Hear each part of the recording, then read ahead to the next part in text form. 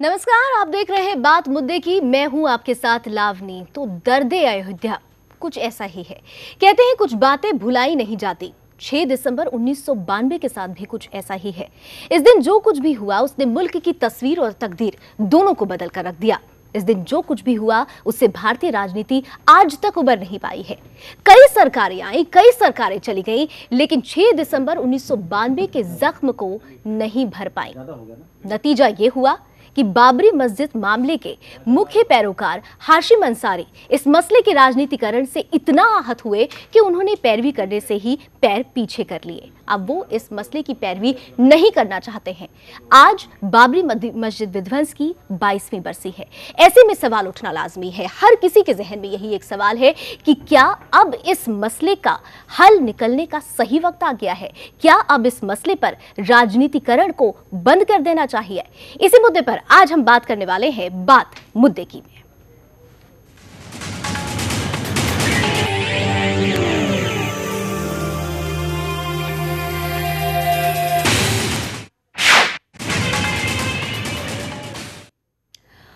और इस मसले को समझने के लिए जरूरी हो जाता है कि आखिर आज के दिन अयोध्या में क्या खास तस्वीर बनती है। हर साल ये तारीख आती है, हर साल अयोध्या में एक सन्नाटा पसर जाता है, हर साल अयोध्या में सुरक्षा बढ़ा दी जाती है और अयोध्या इंतजार करती है उस फैसले का जिसके बाद ये कहा जा सके कि वहां पर भी राष्ट्रीय सौहार्द की तस्वीर बनेगी। हम इस मसले को एक रिपोर्ट के जरिए दिखाने की कोशिश करेंगे, लेकिन उससे पहले आज के मेहमानों से आपको रूबरू करा देती हूं। हमारे साथ इस विशेष पैनल में आज 4 मेहमान मौजूद हैं। सबसे पहले हमारे साथ राष्ट्रवादी शिवसेना अध्यक्ष जय भगवान गोयल जी हैं, बहुत बहुत स्वागत है आपका। साथ ही साथ कांग्रेस से हमारे साथ जुड़ रहे हैं कृपाराम शर्मा जी। कृपा जी, बहुत बहुत स्वागत। और विश्व हिंदू परिषद से विनोद बंसल साहब हमारे साथ हैं, आपका भी स्वागत करती हूं। और समाजवादी पार्टी से हमारे साथ जुड़े हुए हैं राघवेंद्र दुबे जी। राघवेंद्र जी, आपका भी स्वागत। तो आपसे चारों से ही इस चर्चा को आगे बढ़ाऊं उससे पहले एक छोटी सी रिपोर्ट के जरिए दिखाने की कोशिश करते हैं कि आज भी अयोध्या क्यों रो रही है।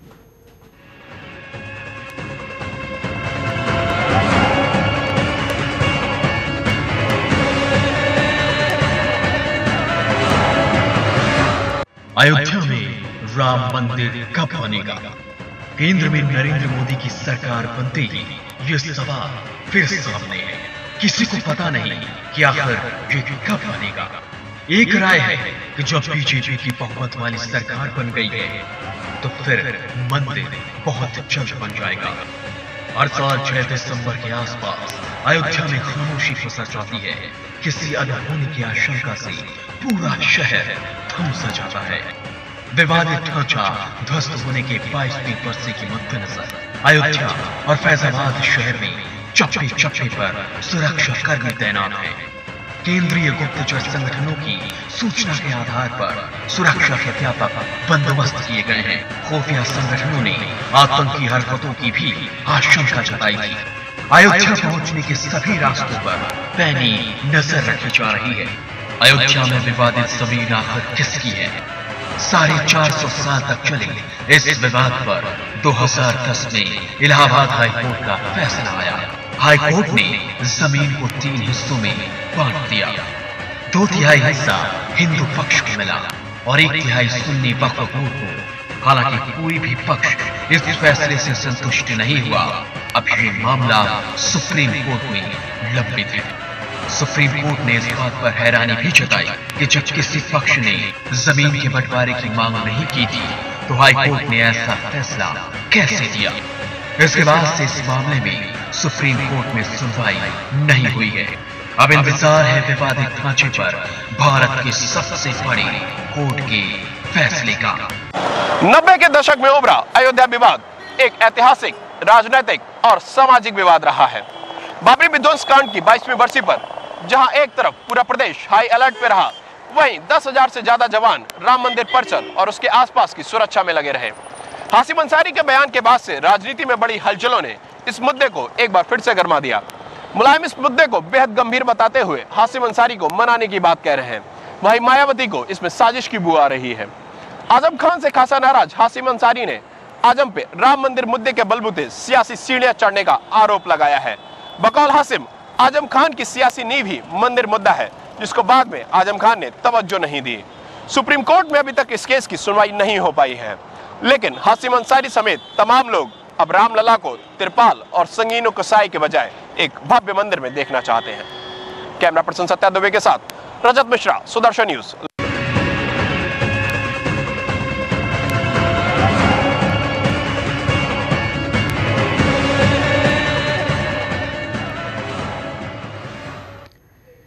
तो 6 दिसंबर 1992 के बाद से दिलों में दूरियां बन गई, लोग टुकड़े में जीने लगे। लेकिन जैसे जैसे कहते हैं कि वक्त गुजरता है तो एक नया मरहम भी सामने आता है, तो एक नया मरहम ही उम्मीद के तौर पर सामने आया है। नई सरकार बनी है और उम्मीद की जा रही है कि अब शायद इस मसले का हल जल्द से जल्द निकलेगा। तो चलिए चर्चा शुरू करते हैं और सबसे पहले मैं जानना चाहूंगी, जय भगवान गोयल जी, आपके पास आना चाहूंगी। जिस तरीके से सदियों बीत गए हैं लेकिन राजनीतिकरण इस मसले पर अब तक होती आई है, लेकिन अब एक उम्मीद जगी है नई सरकार के आने के बाद से। आपको लगता है कि हाशिम अंसारी साहब ने जो स्टेटमेंट दिया, जो वक्तव्य दिया, उसके बाद अब इस मसले का कोई हल निकलेगा और इस मसले पर राजनीति बंद होगी? हाशिम अंसारी जी का जो वक्तव्य आया है और उसके बाद मुलायम सिंह जी की प्रतिक्रिया, मायावती की प्रतिक्रिया और आजम खान की प्रतिक्रिया, जिससे स्पष्ट नजर आ रहा है कि आज देश का मुस्लिम समाज भी ये चाहता है कि वो मोदी जी का जो संदेश है, सबका साथ सबका विकास, आज मोदी जी पूरी दुनिया में घूम घूम करके 125 करोड़ भारतीयों की ताकत बता रहे हैं। कोई हिंदू मुसलमान की बात नहीं हो रही। आज मोदी जी 125 करोड़ देशवासियों के विकास की बात कर रहे हैं। हमें लगता है मोदी जी का जो काम करने का ढंग है, जो तरीका है, जो पूरे देश को दुनिया के शिखर पर ले जाने का जो उनका सपना है, उससे प्रभावित होकर के ही अंसारी जी ने भी कहा है कि हमें अब ये लड़ाई बंद करनी है। अब लड़ाई बंद करनी है और बहुत हो चुका है। अब इस बात का चैप्टर क्लोज होना चाहिए। पिछले 22 साल से रामलला जी टाट में बैठे हुए हैं, लाखों रुपया हमारी सिक्योरिटी ऊपर खर्च हो रहा है और देश का 100 करोड़ हिंदू चाहता है कि रामलला के भव्य मंदिर का निर्माण हो। ना सिर्फ हिंदुस्तान, विदेशों से भी लोग आकर के वहां पर रामलला के दर्शन करें और अयोध्या और उसके आसपास का जो भी एरिया है उसमें जितने पर्यटक आएंगे, दर्शनार्थी आएंगे, वहां पर सबको लाभ मिलेगा, सबका विकास होगा। हमें लगता है कि समय आ गया है, अब इस मुद्दे का समाधान होगा और सदा सदा के लिए। तो समाधान क्या होगा? क्या वहां पर मंदिर बन जाना चाहिए? बिल्कुल। चलिए राघवेंद्र जी, वहां पर भव्य राम मंदिर का निर्माण अब होना चाहिए। उसका समय आ गया है, उसका वक्त आ गया है। राघवेंद्र जी, समाजवादी पार्टी से हैं आप और सीधे सीधे ये अब कहा जा रहा है कि हाशिम अंसारी साहब ने जब ये कह दिया है कि रामलला को आजाद होना चाहिए और उन्हें त्रिपाल में नहीं, अब उन्हें छत मिलनी चाहिए, और सीधे तौर पर समाजवादी पार्टी को कटघरे में खड़ा किया है। उन्होंने मुलायम सिंह यादव जी के लिए भी और आजम खान साहब के लिए भी बोला है कि उन्होंने हमेशा से राजनीति की है, मसले का हल नहीं ढूंढा है। आप क्या कहेंगे? देखिए, मैं तो हमेशा से कहता रहा हूँ कि इसमें अगर राजनीति की है तो बीजेपी के लोगों ने की है। पिछली सरकार इनकी जो केंद्र में आई थी तो वो इसी आधार पे आई थी। उत्तर प्रदेश में जो सरकार आई थी तब भी इसी आधार पे आई थी, रामलला हम आएंगे, मंदिर वहीं बनाएंगे, और ये सरकार भी आ गई।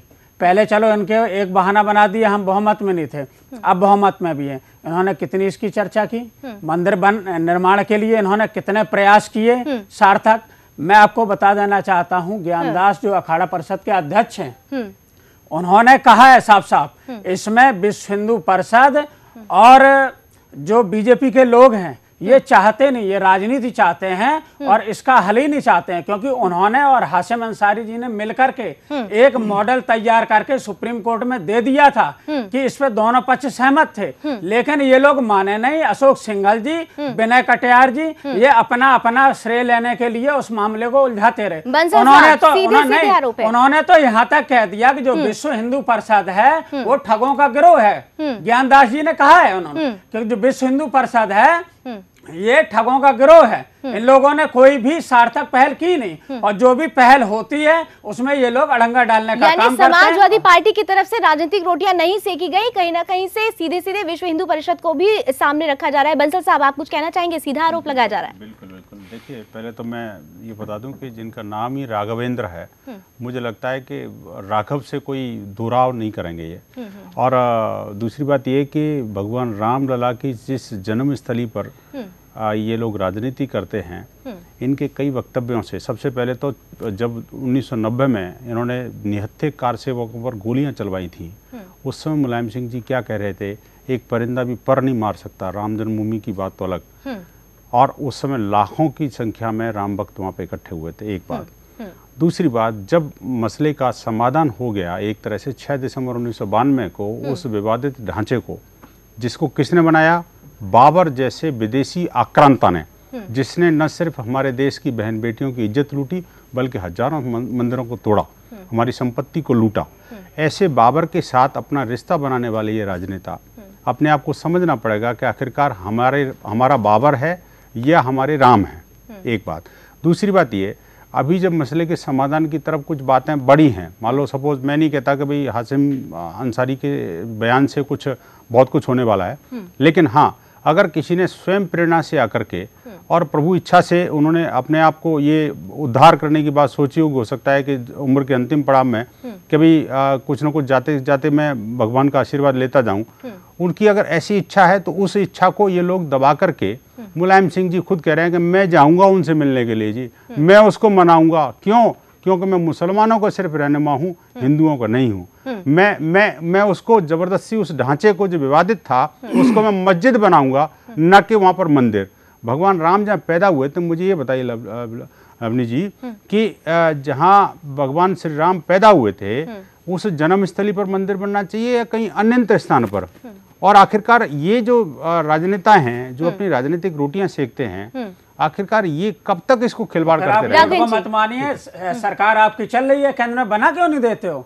6 महीने हो गए, नींव खुद जानी चाहिए, अभी तो बन जाना चाहिए। मैं एक बात कहता हूं, अगर आप क्यों नहीं बना रहे, राजनीति कर रहे हो? राघवेंद्र जी, आप जैसे लोगों का समर्थन चाहिए। देखिए, हम हाशिम अंसारी ने, आप गलत कह रहे हो, हाशिम अंसारी का जो बयान आया वो राजनीति से दुखी होके आया। क्या आप जैसे लोगों पर जाते हो? आप जैसे लोगों की राजनीति नहीं, ज्ञानदास ने फिर क्या गलत कहा? नहीं, देखिए, हनुमानगढ़ी के महंत हैं, अखाड़ा परिषद के अध्यक्ष हैं, नहीं, जो उन्होंने क्या गलत कहा? अच्छा चलिए, छोड़िए, उसको बात छोड़ दीजिए, उन दोनों की बात छोड़ दीजिए। आप इस समय आप तो चाहते हैं मंदिर बनना चाहिए, नहीं बनना चाहिए? देखिए, सपा क्या चाहती है, मंदिर बनना चाहिए, हाँ या ना, बताइए जरा। मैं बात बिल्कुल करेक्ट बता रहा हूँ। हाँ, बताइए। जब दोनों मामला कोर्ट में चल रहा है, आप बना सकते हैं क्या? कोर्ट में मामला है, हाँ। और जिसके पक्ष में फैसला आ जाए और उस दोनों पक्ष, या अगर सहमति बनती है तो दोनों पक्षों की सहमति। नहीं, बिना सहमति के आप नहीं, मैं सहमति की बात कर रहा हूँ, मैं सहमति की बात कर रहा हूँ। अगर कोर्ट के बाहर, अगर मान लो संसद में जिस प्रकार सोमनाथ का मंदिर बनाया था, उसमें एक संसदीय प्रस्ताव अगर लाते हैं हम, क्या सपा इसका समर्थन करेगी, नहीं करेगी? मुझे इस बात का जवाब दो, हाँ या ना में। देखिए, समाजवादी पार्टी पूरे मुस्लिम समुदाय का वो नहीं लेते। मुस्लिम समुदाय की भावनाएं अगर उसमें हैं, मुस्लिम समुदाय से इसीलिए पूछा जा रहा है कि वो लोग भी उसमें बातचीत में शामिल हों और उनकी रजामंदी लेकर फिर बनाया जाए। नहीं, मैं कहता हूं सपा क्या सोचती है? क्या सपा क्या ये प्रस्ताव का समर्थन करेगी? एक तरफ चल रहे हैं, हम दोनों को लेके चलते हैं। सपा कह रही है कि वो दोनों को लेकर चल रही है। इन सबके बीच कांग्रेस की राय भी जान लेते हैं। कृपाराम जी हमारे साथ है, कांग्रेस क्या राय रखती है? कृपाराम जी, देखिए लवनी जी, मैं ये समझता हूँ कि मीडिया जो है लोकतंत्र का चौथा स्तंभ है, और आज आप 6 दिसंबर को, जिस दिन, आज के दिन जो विवादित परिसर है जिसे मस्जिद के रूप में जाना जाता है, उसका विध्वंस हुआ और इस देश में 2000 लोगों की हत्या। मस्जिद मत कहिए उसको। एक मिनट, आप अपनी बात करिए, सुनिए पहले। आपको तरीका होना चाहिए जब कोई बोलता है। आप विवादित ढांचा कह सकते हैं, जो भी विवादित ढांचा ऐसा है, आप लोगों की समस्या ये है, आप सुनते नहीं है। बिल्कुल नहीं, मस्जिद कहने देंगे हम। आपको विवादित ढांचा है, हिंदुस्तान की सबसे बड़ी कोर्ट, सुप्रीम कोर्ट की बात नहीं कर पाई। मंदिर एक मस्जिद है, आप कैसे उसको मस्जिद कह सकते हैं? विवादित ढांचा है, वो विवादित ढांचा है। हम मस्जिद नहीं करने देंगे हम यहाँ बैठ कर। जय भगवान जी, इस परिसर में शोर मचाने से आप कितने बहादुर है ये तय नहीं होता, ये और कहीं बहुत जगह मिलती है तय करने के लिए। मैं ये कह रहा था लावनी जी, जैसे आज अपनी जिम्मेदारी मीडिया निभा रहा है और वो कहीं ऐसा प्रयास कर रहा कि कोई हल निकले ये विवाद जो सदियों से चला आ रहा है। 1528 में जब बाबर ने यहाँ राम मंदिर को तोड़कर मस्जिद का निर्माण किया, उसके बाद देश आज़ाद हुआ, देश आज़ादी के बाद 1949 में, अब देखिए अब आप सुनिए जरा, अब मेहरबानी करके सुनिए, अब सुनिए, 1949 से देश में दंगे शुरू हुए और फिर कहीं ना कहीं संस्थाएं, सुन्नी वक्फ बोर्ड और निर्मोही अखाड़ा, हिंदू महासभा, इन सब के बीच में इस स्थल को लेकर अपने अपने दावे किए गए। एक महत्वपूर्ण फैसला डिस्ट्रिक्ट कोर्ट से आया 1986 में। जिला जज ने अयोध्या में कहा कि भाई वहाँ रामलला की आराधना करने की इजाज़त दी जाती है और तब से वहाँ नियमित रूप से पूजा अर्चना हो रही है। आज दुखद ये है, समस्या ये है कि इन लोगों का मकसद कभी भी मंदिर बनाना नहीं है और उस विवाद का हल करना नहीं है। आपने एक प्रश्न किया अभी कि इसका क्या समाधान हो। हमारे भाई बैठे जय भगवान जी, बड़ी शर्म की बात है, इन्होंने मंदिर की बात करते करते ये मोदी का बखान करने लगे कि मोदी 125 करोड़ लोगों में ये करे। मैं ये पूछना चाहता हूँ कि पॉलिटिकल पार्टियों को देश में विकास की बात करनी चाहिए और धार्मिक संस्थाओं को इन मुद्दों को हल करना चाहिए।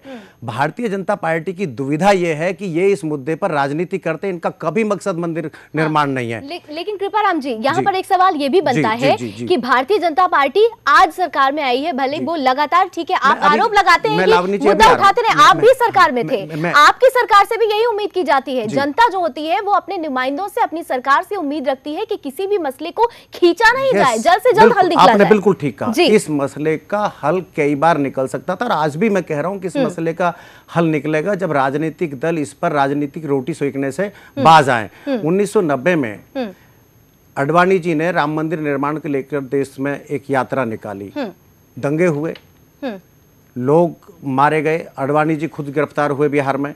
उसके बाद मौका मिला देश में इनकी सरकार बनी, देश में, अब देखिए, अब चुप रहिए, अब चुप रहिए, अब चुप रहिए बंसल जी, चुप रहिए।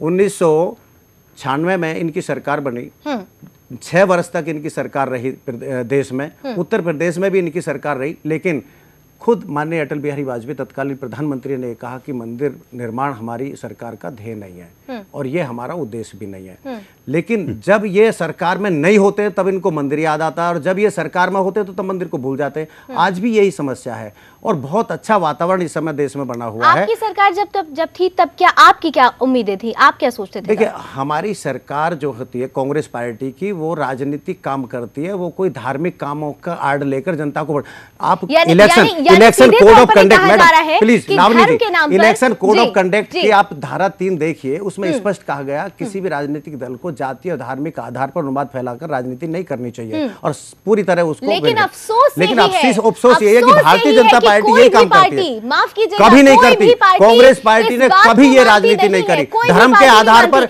इतिहास गवाह है, कांग्रेस पार्टी ने कभी धर्म के नाम पर राजनीति नहीं की। इस बात को नहीं मानती, हम इस चर्चा को आगे बढ़ाएंगे, लेकिन उससे पहले और ये लोग जो है ये लोग जो है भगवा पहनते हैं वस्त्र, लेकिन ये राजनीति करते हैं, कभी इनका ध्येय मंदिर निर्माण नहीं है। चलिए हम लखनऊ चलना चाहेंगे। हमारे साथ बीजेपी नेता मनोज मिश्रा जी से बात की है सुदर्शन न्यूज संवाददाता ने, और ये जानने की कोशिश की कि आखिर इस मसले पर राजनीति क्यों हो रही है और अब जबकि नरेंद्र मोदी सरकार आ चुकी है तो क्या नई सरकार इस मसले का हल ढूंढने के लिए कोई पहल करेगी? जवाब सुनते हैं उनका। राम मंदिर मुद्दे पर भारतीय जनता पार्टी कोई राजनीति नहीं कर रही, दूसरे दल बार बार राजनीति कर रहे हैं। 6 दिसंबर को जब हमने समता दिवस मनाया, स्वर्गीय भीमराव अम्बेडकर जी का हमने जब समरसता दिवस मंगाया, तब विपक्षी लोग कह रहे हैं कि ये इसको कमजोर करने की कोशिश है, उसको कमजोर, तो विपक्षी लोग इस बात को हवा देते हैं और राजनीतिक बनाने की कोशिश करते हैं। भारतीय जनता पार्टी इस चीज को राजनीतिक नहीं बनाती। भारतीय जनता पार्टी की श्रीमान मोदी जी की सरकार राम मंदिर मुद्दे पर हल के लिए गंभीर है और जैसा कि हमने घोषणा पत्र में कहा है वैसा काम करने के लिए हम प्रतिबद्ध हैं। तो बीजेपी नेता का कहना है कि कोई वो राजनीति नहीं कर रहे हैं, जबकि दूसरी पार्टियां राजनीति करने के लिए आगे आ रही हैं। लेकिन एक सवाल और बहुत अहम था, उनसे हमने ये जानने की कोशिश की कि अब जब हाशिम अंसारी साहब अपने आप को इस मुकदमे से अलग रख रहे हैं, वो इस मुकदमे की पैरवी नहीं करना चाह रहे हैं, तो ऐसे में अब इस मसले पर क्या असर पड़ेगा? उनका जवाब ये भी सुन लेते हैं।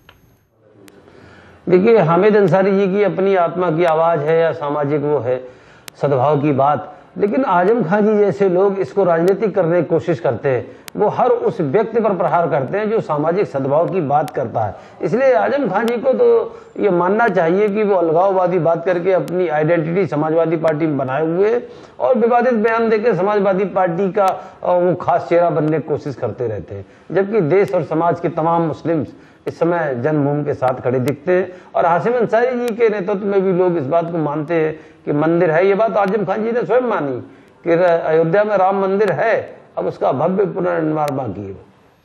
तो बीजेपी की प्रतिक्रिया हमने सुन ली। मनोज मिश्रा जी साफ तौर से ये कहते हुए कि उनकी पार्टी राजनीति नहीं करती है, जबकि दूसरी पार्टियां इस मुद्दे पर अभी भी राजनीतिक रोटियां सेकने की कोशिश कर रही हैं। यहाँ पर एक छोटे से ब्रेक का वक्त हो रहा है। ब्रेक के बाद जब लौटेंगे तो हम चर्चा को आगे बढ़ाएंगे और ये जानने की कोशिश करेंगे कि हाशिम अंसारी साहब जब अब इस मुकदमे की पैरवी नहीं करेंगे तो इस मुकदमे पे क्या असर पड़ेगा और राजनीतिक पार्टियां इस कदम को किस तरीके से लेती हैं। एक छोटा सा ब्रेक, जल्द हाजिर होते हैं।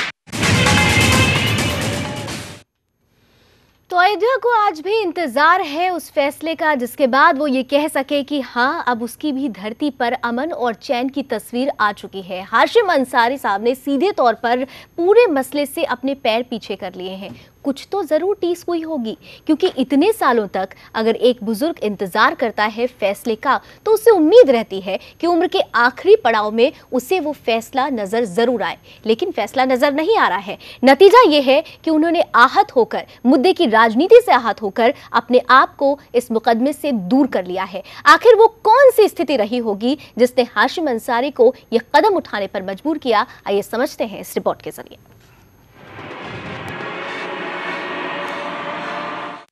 बाबरी मस्जिद मुकदमे के मुख्य पक्षकार हाशिम अंसारी मंदिर मस्जिद की सियासत से तंग आ चुके हैं। सांप्रदायिकता की आड़ में राजनीति चमकाने वाले नेताओं से हाशिम अंसारी खफा हैं।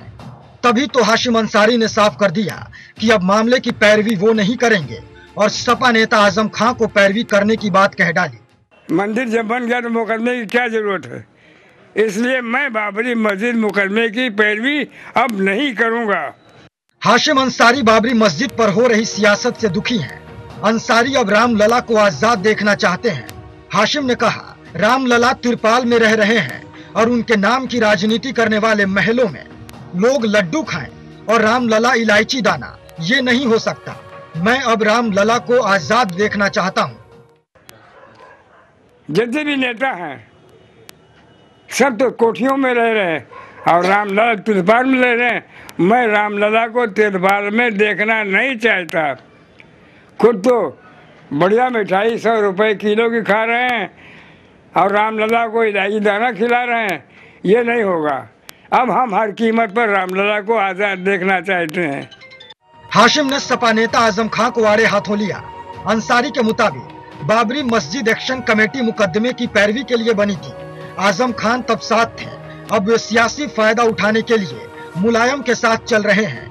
बाबरी मस्जिद एक्शन कमेटी 6 दिसंबर को काला दिवस मनाने जा रही है, जिसमें शामिल होने से भी हाशिम ने इनकार कर दिया और कहा कि इस दिन वो दरवाजा बंद कर अपने घर में रहेंगे।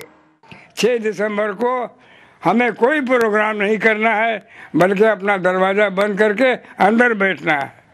हालांकि बाबरी मस्जिद एक्शन कमेटी के संयोजक जफरयाब गिलानी का मानना है कि अगर वे मुकदमा नहीं भी लड़ते तो कोई फर्क नहीं पड़ता है। अगर हाशिम साहब चाहे भी कि वो उसको विड्रॉ कर ले अपनी अपील, तो भी कोई फर्क मुकदमे पर नहीं पड़ने वाला है उससे। 61 सालों से सांप्रदायिकता की सियासत से आजीज आकर आखिरकार हाशिम अंसारी का सब्र टूट गया और अब उन्होंने खुद को बाबरी के विवाद से अलग कर लिया, लेकिन राजनीति को गरमा दिया है। Bureau report, Sudarshan news. तो राजनीति से दुखी होकर हाशिम अंसारी साहब ने अपने पैर पीछे कर लिए और यहाँ पर सीधा सवाल राघवेंद्र जी से पूछना चाहूंगी। राघवेंद्र जी, आपने रिपोर्ट में देखा कि हाशिम अंसारी साहब के एक एक शब्द कहीं ना कहीं से उनके दर्द को बयां कर रहे थे और उन्हें सबसे ज्यादा तकलीफ समाजवादी पार्टी के मुखिया और आजम खान साहब से है। देखिए, उन्होंने आजम खान साहब को कहा है, नाम लिया है उनका, लेकिन उसका मतलब ये नहीं है उनके पे कोई आरोप लगा रहे। उनका जहाँ तक मैं सुन रहा था, उनको लग रहा है जिस तरीके से वो उनका साथ नहीं दे रहे हों, नेताजी के साथ ज़्यादा जा रहे हैं। ये नहीं कह रहे हैं कि उन्होंने कुछ किया है। दूसरी बात मैं बता दूं, अभी नरेंद्र मोदी जी का ये नाम ले रहे थे। नरेंद्र मोदी जी ने कहा था, वक्तव्य इनको खूब पता होगा, कि इस देश में मंदिर और शिवालयों की जगह से ज़्यादा शौचालयों की ज़रूरत है। ये इनका मतलब वक्तव्य था। तो और ये लोग इन पे भगवान की उस पर राजनीति करते हैं। और अभी आप देखिए दिल्ली के चुनाव हो गए, जहाँ निरंजन ज्योति, विषय से मत बटिए, नहीं निरंजन ज्योति और गिरिराज सिंह जो इनके मंत्री हैं केंद्र में, वो भी नफरत की राजनीति कर रहे हैं। वो सांप्रदायिकता पैदा करते हैं। और जहाँ चुनाव होता है, भारत माता को डायन किसने बोला? अब राजनीति की बात करें तो भारत माता को डायन किसने बोला? देखिए राघवेंद्र जी यहाँ पर मुद्दे से भटके नहीं, सीधे दाऊद इब्राहिम से पैसा ला करके मुलायम सिंह जी का जन्मदिन मनाया गया, ये किसने बोला? कहीं उंगली नहीं उठाई, आजम खां पे उंगली नहीं उठाई। उन्होंने कहा है, नहीं उन्होंने ये भी कहा है कि जब वो एक्शन कमेटी के जब कन्वेनर थे तो उसके बाद से उन्होंने अब तक आकर देखा नहीं, मेरी स्थिति की जायजा नहीं लिया, मेरा हालात नहीं देखा। उन्होंने सीधे सीधे अपनी नाराजगी जाहिर की। यही तो कहा कि वो जो उनके पक्ष में नहीं बोला, यही तो हो गया। हाशिम अंसारी जी के उसमें नहीं बोला, लेकिन उन्होंने ये कहीं नहीं कहना था। इसमें उन्होंने कहा विघ्न कहाँ डाला, ये बताइए? इस चीज में कहीं विघ्न नहीं डाला, जबकि इस चीज का मॉडल तैयार हो गया था। हाशिम अंसारी जी और अखाड़ा परिषद के जो अध्यक्ष ज्ञानदास जी के बीच बैठ के दोनों पक्षों ने एक मॉडल तैयार करके आम सहमति बना करके उसको कोर्ट में दे भी दिया था सुप्रीम कोर्ट ने, लेकिन लोगों ने फिर अड़ंगा डाल दिया। नहीं क्या अड़ंगा डाल दिया? क्या होगा? नहीं क्या था वो? उसको करो ना, अब करो। अब कौन मना करता? मंदिर बनाना है किसी भी भाई। आजम खां एक्चुअल हाशमी साहब की पीड़ा ये है, आगे बढ़ गए, अंसारी साहब ने ये कहा है कि जो राम के नाम पर राजनीति कर रहे हैं वो तो महलों में बैठे हैं, और राम लला जो है तंबू के अंदर बैठे हैं, वो मिठाइयां खा रहे हैं 100 रुपए किलो की, और उनको इलायची दाना खाना पड़ रहा है। अब हम मुद्दे पर आए, कौन व्यक्ति है जो राम के नाम पर राजनीति कर रहा है? राजनीतिक दलों को इसमें हस्तक्षेप करने की कहां जरूरत है? कब कांग्रेस ने मंदिर बनाने या मंदिर ना बनाने की बात करिए, कब समाजवादी पार्टी ने मंदिर बनाने या ना बनाने की? देखिए ये मुद्दा है, देखिए ये मुद्दा है। मैं ये कहना चाहता हूँ कि यही मैं कह रहा हूँ, ये विवाद है, और इस विवाद के हल करने के लिए कोर्ट में मामला विचाराधीन है। निर्मोही अखाड़ा और हिंदू महासभा और कौन लेके गया? अब सुनिए पहले, ये तीनों कोर्ट में है। या तो ये कोर्ट के फैसले का माननीय सुप्रीम कोर्ट में, सर्वोच्च न्यायालय में मामला विचाराधीन है, या तो माननीय सर्वोच्च न्यायालय के फैसले का इंतजार करें, या फिर ये तीनों पक्ष मिलकर इसका कोई निर्धारण करें, इसका कोई फैसला करें आपस में, और मंदिर के निर्माण का रास्ता खुल सकता है। लेकिन राजनीतिक दल इसमें केवल भारतीय जनता पार्टी है जो अड़ंगे लगाता है, और कोई दल राम मंदिर पर मुद्दे पर राजनीति। और यही हाशिम अंसारी साहब की पीड़ा है। उन्होंने साफ कहा है कि राम के नाम पर जो लोग राजनीति कर रहे हैं वो महलों पर रह रहे हैं। कृपाराम जी एक सीधा सा सवाल का जवाब दीजिए। 1992 में पीवी नरसिम्हा राव साहब ने, जब वो प्रधानमंत्री थे, तब उन्होंने कहा था कि मंदिर निर्माण होगा। नहीं देखिए, कभी ये सब उनकी बातों को तोड़ मोड़ कर पेश किया जाता, कभी ये नहीं कहेंगे, कभी नरसिम्हा राव जी ने ये नहीं कहा मंदिर का निर्माण होगा, नहीं उन्होंने कहा था, ये कभी नहीं कहा। आपके पास कोई फुटेज हो दिखाइए। लेकिन ये दुखद है कि उस समय उनके जब वो प्रधानमंत्री थे, फैसला दे दिया, तीनों पार्ट कर दिए। देखिए आप लोगों को तो कोई अधिकार भी नहीं है इसमें बात करने का, आपको तो अधिकार भी नहीं, आप इसमें कोई पक्ष भी नहीं है, आप केवल खाली राजनीति करते हैं, आप केवल राजनीति करते राम मुद्दे, आप इसमें कोई पक्षकार भी नहीं है। और निर्मोही अखाड़ा, आप केवल लोगों की भावनाओं को भड़काकर देश में दंगे कराते हैं। भारतीय जनता पार्टी को राजनीतिक लाभ नहीं, हिंदुस्तान का प्रधानमंत्री ये सब मनमोहन सिंह भारतीय जनता पार्टी, भारतीय जनता पार्टी के दलाल हैं, और आप केवल भारतीय जनता पार्टी के लिए दलाली करते हैं। आपका राजनीति से कोई मतलब नहीं, और आपका राम मंदिर से भी कोई मतलब नहीं है। निर्मोही अखाड़े को हिंदू महासभा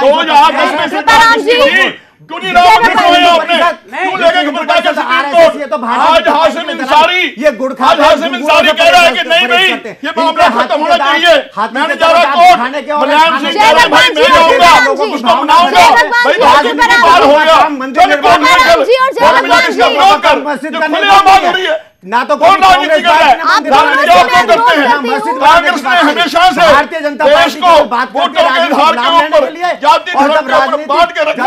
मैं आप दोनों से अनुरोध करती हूँ, मैं आप दोनों से अनुरोध करती हूँ, ना केवल भारतवर्ष बल्कि विदेशों से भी देश की जनता खरबों रुपए चिल्लाने पे भगवान विश्वास पुरुषोत्तम नहीं राम के करती नाम है। पर इकट्ठा किया और सारे दलाल उस पैसे को खा गए। लेकिन भगवान राम के मंदिर के बनाने का सभी मेहमानों से मैं ये अनुरोध करती हूँ कि देश की जनता चीखने और चिल्लाने में विश्वास नहीं रखती है, वो विश्वास रखती है कि उसकी उम्मीद पर चाहे कोई भी सरकार हो वो खरा अच्छा माहौल बनाया है। यही उम्मीद आज बहुत अच्छा फिर माहौल बना है। हाशिम अंसारी साहब ने ये बहुत अच्छी पहल की है। आज ये तीनों पक्ष बैठकर इसको राजनीतिक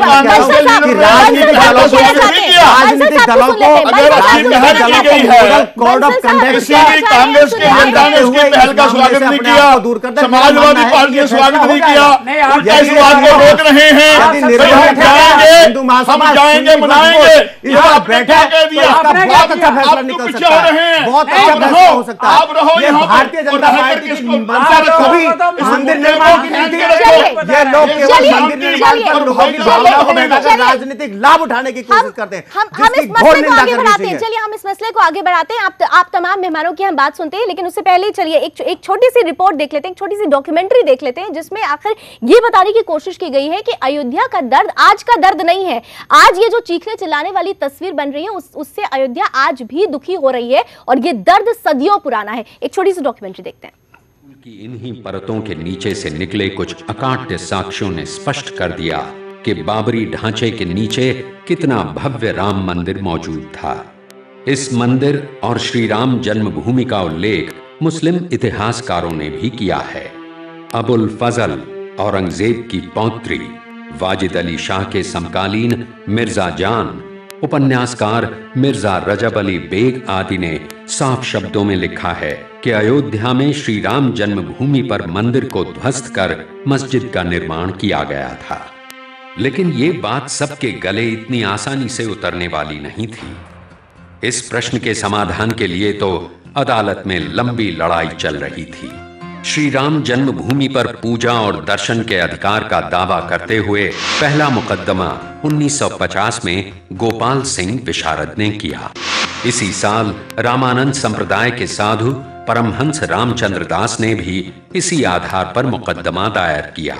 तीसरा मुकदमा निर्मोही अखाड़े ने किया और मांग की कि ढांचे के अंदर पूजा अर्चना और चढ़ावे का प्रबंध उसे सौंप दिया जाए। जबकि चौथा मुकदमा सुन्नी वक्फ बोर्ड ने 1961 में किया। ये सभी मुकदमे आपस में हिंदू और मुसलमान पक्षकारों और राज्य सरकार आदि के बीच में चलता रहा। उसके बाद एक आवश्यकता महसूस की गई कि चूंकि भगवान राम वहाँ स्थापित हैं, रामलला विराजमान है और वो स्थान को राम जन्मभूमि के रूप में देवत्व शक्ति प्राप्त है, जब तक उनकी ओर से कोई वाद न प्रस्तुत किया जाए तब तक इसमें वास्तविक निर्णय संभव नहीं हो पाएगा। इसको ध्यान देते हुए 1989 में भगवान रामलला विराजमान, स्थान राम जन्मभूमि और स्थान राम जन्मभूमि की ओर से उनके वाद मित्र देवकी नंदन अग्रवाल जी, जो एक हाई कोर्ट के रिटायर्ड जज थे, उनकी ओर से वाद प्रस्तुत किया गया, जिसमें स्पष्ट रूप से कहा गया कि ये विवादित स्थल भगवान राम की जन्मभूमि है और जिस पर विक्रमादित्य के समय से ही एक विशाल मंदिर था और 1528 में उस जन्मभूमि पर स्थित मंदिर को तोड़कर बाबर ने ये विवादित ढांचा बनाया था। और ये कहा गया कि इसको अनादिकाल से हिंदू लोग भगवान राम की जन्मभूमि के रूप में पूजा करते रहे हैं और ये भगवान राम के जन्मभूमि के रूप में स्थापित है। इसके बाद शुरू हुआ अदालत में साक्ष्यों की पड़ताल का सिलसिला। जैसे जैसे साक्ष्य सामने आते गए, सुन्नी वक्फ बोर्ड के दावे एक के बाद एक खारिज होना शुरू हो गए। राघवेंद्र जी, सीधे सीधे इस रिपोर्ट के बाद आपके पास आएंगे। भारतीय पुरातत्व विभाग ने निरीक्षण किया और इस बात के वहां पर सबूत मिले हैं कि वहां पर राम मंदिर का अंश था। तो ऐसे में अब जब भारतीय पुरातत्व विभाग की रिपोर्ट भी यही कह रही है, तो फिर समाजवादी पार्टी इस मसले को मुद्दे के रूप में आगे क्यों बढ़ा रही है? बड़ा ये दुर्भाग्यपूर्ण है कि आप कह रहे समाजवादी पार्टी इसको क्यों बढ़ा रही है, जबकि एजेंडे में इनका होता है, बीजेपी के लोगों के घोषणा पत्र में इनके होता है। पिछली सरकार भी थी तो इसी आधार पे इन्होंने, जो सरकार उत्तर प्रदेश में बनी थी इसी आधार पे, केंद्र में सरकार आई तो इसी आधार पे आई, रामलला हम आएंगे, मंदिर वहीं बनाएंगे।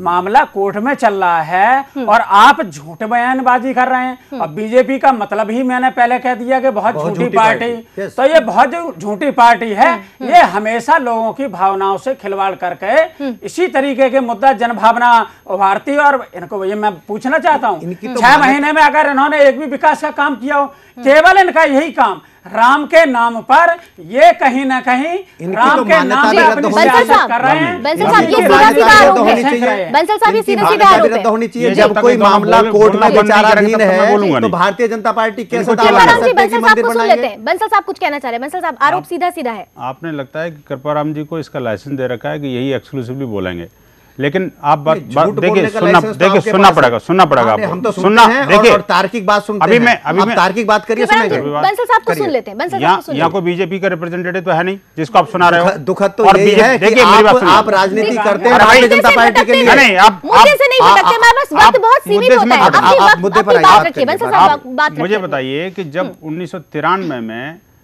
तत्कालीन यूपीए सरकार ने एक सुप्रीम कोर्ट में हलफनामा दाखिल किया था और इसमें ये कहा था कि अगर उच्च न्यायालय के निर्णय में ये साबित हो जाता है कि वहाँ पर कोई मंदिर था तो हम पूरी की पूरी 70 एकड़ जमीन हिंदू समुदाय को मंदिर के लिए सौंप देंगे। जिस दिन 30 सितंबर 2010 को जो निर्णय आया, 2010 को उसी दिन जो है इस केंद्र सरकार का एक स्टेटमेंट था कि भाई नहीं, हम सुप्रीम कोर्ट में जाएंगे। क्यों भाई? जब 93 में आपने हलफनामा दाखिल करके सुप्रीम कोर्ट को कह दिया था कि हाँ ये जमीन हम हिंदू समुदाय को उनकी इच्छा अनुसार सौंप देंगे, तो आखिरकार क्यों नहीं सौंपा? एक बात। दूसरी बात ये कि जब वहाँ पर सारे साक्ष्य तथ्य मौजूद हैं, कोर्ट ने कहा वहाँ पर के रामलला विराजमान जहाँ पर हैं वही वो राम जन्मभूमि है और वहाँ पर मंदिर था, मंदिर है, मंदिर रहेगा। इसमें बीच में सिर्फ इतना सा था कि जो किसी भी पक्षकार ने नहीं चाहा, माननीय उच्च न्यायालय ने उस जमीन के 3 टुकड़े कर दिए।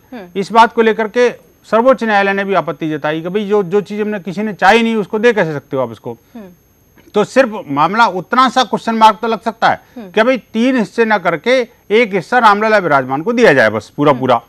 तो लेकिन इन्होंने क्या किया, उनकी राजनीति अलग भटक रही थी, इनकी राजनीति अलग भटक रही थी। तो कुछ नेताओं ने, मैं ये नहीं कह रहा, देखिए मैं अब बात मुद्दे की है जो समाधान की है। मैं ये निवेदन करना चाहता हूं कि सभी राजनेता, कोई भी पार्टी का हो, इस बात को छोड़ दीजिए कि पास में क्या हुआ। अगर वास्तव में समाधान चाहते हैं तो समाधान ये है कि जिस प्रकार सोमनाथ का मंदिर बना था संसदीय कानून के द्वारा, माननीय राष्ट्रपति महोदय ने स्वयं जाकर के उस मंदिर का उद्घाटन किया था। मैं चाहता हूं कि भारत की संसद में एक प्रस्ताव लाया जाए और ये सभी राजनेता मिलकर के, देखिए इस बात को प्रूवन हो चुका है, हाई कोर्ट ने बड़ा क्लियर कट शब्दों में पेनिट्रेशन राडार टेक्नोलॉजी, जो जर्मन टेक्नोलॉजी की से वो सारी भूगर्भीय विज्ञान के विशेषज्ञ, आर्कोलॉजिकल सर्वे ऑफ इंडिया और जाने कितने उसमें मूर्धन्य विद्वान लगे और हजारों साक्ष्य जुटाने के बाद में ही माननीय उच्च न्यायालय ने जो निर्णय दिया, उसी निर्णय को आगे बढ़ाते हुए एक प्रस्ताव संसद में लाया जाए और सभी लोग मिलकर के उस प्रस्ताव का अनुमोदन करें। जिस प्रकार अंसारी जी के मन की भी व्यथा निकली है, मुझे लगता है इसमें आप हाई कोर्ट के फैसले से सहमत हैं? हाँ बिल्कुल। देखिए आप उसी को 3 पार्ट में भारतीय जनता पार्टी स्वीकार करेगी उसको? आपने मेरी बात को पूरा नहीं समझा। नहीं, आपने कहा कि हाई कोर्ट के फैसले को देखिए, आप बताइए। अरे आप भारतीय जनता पार्टी जो इस मामले को अनावश्यक रूप से उठाती है, बंसल साहब आप उनसे पूछ लो कि क्या वो पूरी बात हाई कोर्ट के फैसले को मानते हैं? आपको तो सिर्फ राजनीति चाहिए। राजनीति नहीं, मैं राजनीति की बात नहीं कर रहा, मैं समाधान की बात कर रहा हूँ। इस मुद्दे से अलग हटना चाहिए भैया, अलग हट जाओ, कोर्ट के फैसले बिल्कुल हट जाइए, आप हट जाइए। भारतीय जनता पार्टी को हटना चाहिए। नहीं, मैं कहता हूँ भारतीय जनता पार्टी को विश्व हिंदू परिषद, आप लोगों का इससे कोई सरोकार नहीं होना चाहिए। ये इन तीनों पक्षों को मैं बोल रहा था, फिर आपने कहा नहीं बोलना नहीं चाहिए। और आप जब मेरी बात पूरी नहीं, मैं कह रहा हूँ इसका समाधान चाहते हैं कि नहीं चाहते आप लोग? बिल्कुल, सारा देश चाहता है, सारे देश की जनता। मुझे ये बताइए, मंदिर बनेगा, मंदिर बनने आपको क्या आपत्ति है? आपका संबंध बाबर से है कि राम से? कौन करे इसके इस कदम पर कोई भी आगे नहीं बढ़ना चाहता है। हम आपको सुनाना चाहेंगे कि कांग्रेस की तरफ से राम मंदिर बनाने में कौन डालते हो आप? मंदिर बनवाइए ना उसको। आप दुखद तो यही है आप मैं कहता हूँ कल प्रस्ताव संसद में लाते हैं। क्या सुनियो, इनको राजनीति करने थे राम मंदिर पे। ऐसा करो, कांग्रेस पार्टी आए, कांग्रेस पार्टी के देश के लोगों को कांग्रेस पार्टी को भी राम मंदिर बनाने की क्या चाहती है? क्या चाहती है? करोड़ों लोगों की भावनाओं का मुद्दा है ये तीनों पक्षकार तय करें या माननीय सुप्रीम कोर्ट तय करे इसको। राजनीतिक दलों को इसमें कोई हस्तक्षेप नहीं करना चाहिए। आपने बात रखी कि कांग्रेस पार्टी क्या चाहती है। हमारे साथ लखनऊ में हमने बात की कांग्रेस लीडर सत्यदेव त्रिपाठी जी से, उत्तर प्रदेश के पूर्व मंत्री भी रह चुके हैं। उन्होंने भी इस पूरे मसले में अपनी प्रतिक्रिया दिया। उनसे हमने पूछना चाहा कि भाई अब हाशिम अंसारी साहब जब ऐसा स्टेटमेंट दे रहे हैं तो आप किस तरीके से इस पूरी पहल को देखते हैं? आप इस मसले का हल चाहेंगे तो किस तरीके से चाहेंगे और कैसी पहल करेंगे? उनके जवाब को सुन लेते हैं। कांग्रेस इस बात से सहमत है कि इस मामले को अब बहुत लटकाए नहीं रखना चाहिए और इसका हल जल्दी से जल्दी हो, ये अच्छी बात है। कांग्रेस इस मामले का हल निकालने के लिए कोई अपनी ओर से पहल नहीं करेगी, लेकिन ये जरूर चाहती है कि सामाजिक सद्भाव को कायम रखते हुए सारे पक्ष सर्वसम्मति से अगर कोई हल निकालते हैं तो वो स्वागत योग्य होगा। श्री हाशिम अंसारी साहब आजम खान से नाराज हैं या क्या मामला है, किस तरह क्यों ऐसा बयान देते हैं, ये मेरी समझ से परे है। लेकिन मैं इतना जरूर मानता हूँ कि कांग्रेस हमेशा इस मामले की पक्षधर रही है कि ये तो सबकी सहानुभूति, सबकी सर्वानुमति से ये हल निकले या फिर कोर्ट का फैसला सबको मंजूर हो।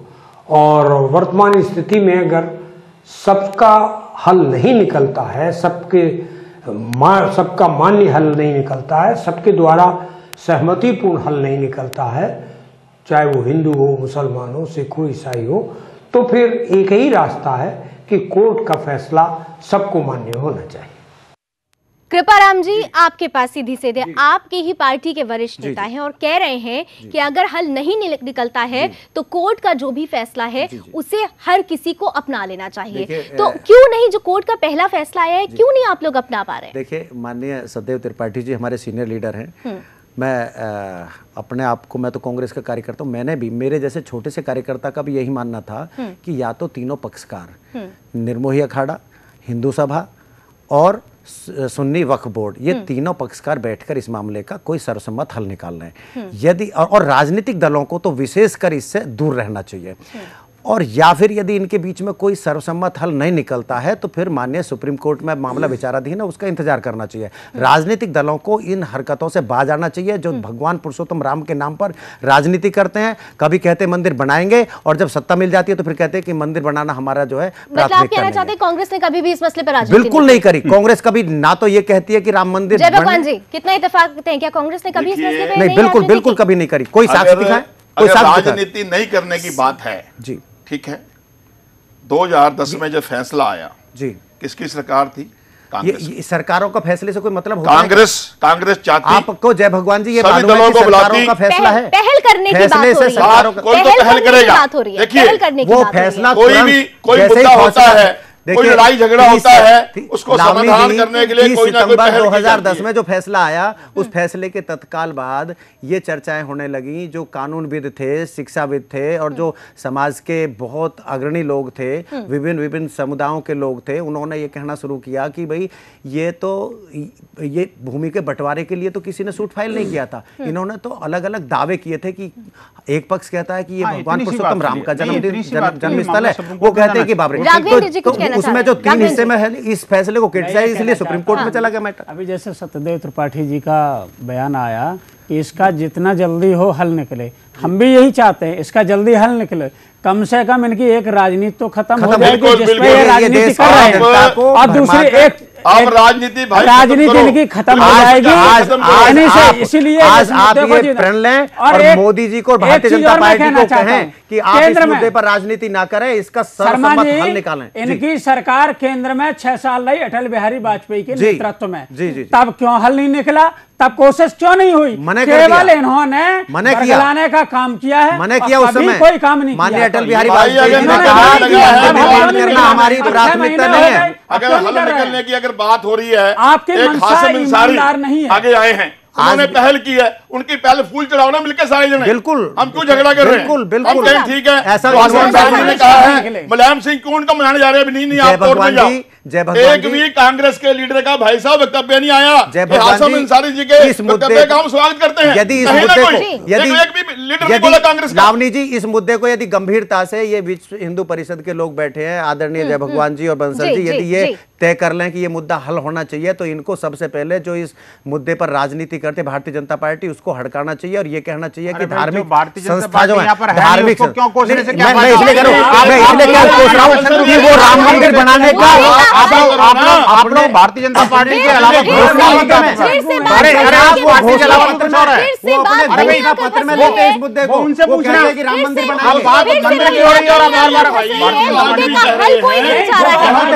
आप लोग दोषी हैं। हल कोई नहीं चाह रहा है, बात वही इस मुद्दे पर समाधान करवाएंगे सर्वसम्मति के साथ, खिलवाड़ करते हैं और फिर जब उनको राजनीति कौन राजनीति कर रहा है? अच्छा, हमारे पास ये बात भारतीय जनता पार्टी के नेता समझते हैं कि ये मामला सुप्रीम कोर्ट में विचाराधीन है और वक्त बहुत कम है। सिर्फ 5 सेकंड में हमने आपकी बात सुनी। कृपाराम जी, बंसल साहब 5 सेकंड में आप भी कुछ कहना चाहेंगे? मैं तो ये कह रहा हूँ सबको मिलकर के सहानुभूति पूर्वक जनता की समस्याओं को ध्यान में रखते हुए एक मत से एक प्रस्ताव पारित करना चाहिए संसद में, जिससे कि ये लंबी कानूनी प्रक्रिया से बचा जा सके और भगवान श्री राम का भव्य मंदिर बन सके। देश विकास की ओर बढ़ रहा है।